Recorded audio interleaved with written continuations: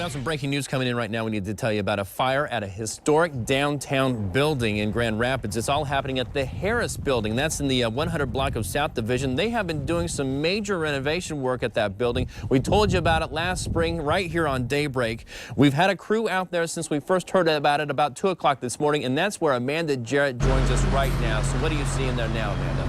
Well, Brett, I can tell you right now they're working to figure out how this all started. We just have one fire truck here left at the scene. At 5, we showed you that ladder truck that went up on the roof, and that's where this fire started, on the roof of the Harris Building. They believe it started near the heating and cooling system, but again, investigators working to figure out how this fire started. Now, here's what we know. We know that there were flames on the roof of the building. Again, fire's been out for a couple hours now, but there is smoke and water damage to some of these other floors, 2nd, 3rd floor. I know I was on the ground level talking to the battalion chief earlier this morning, and you could see pools of water there on the floor.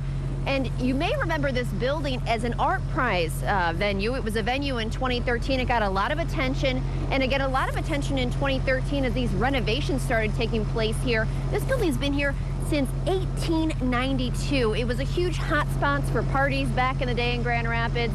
A big, iconic building here in downtown Grand Rapids. And again, the local Epicurean moved in there to the ground level this year. A lot of changes.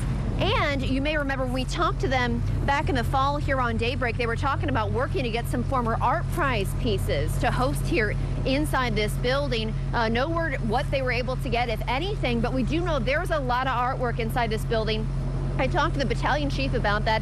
He says they did make a concerted effort to try to save some of that artwork.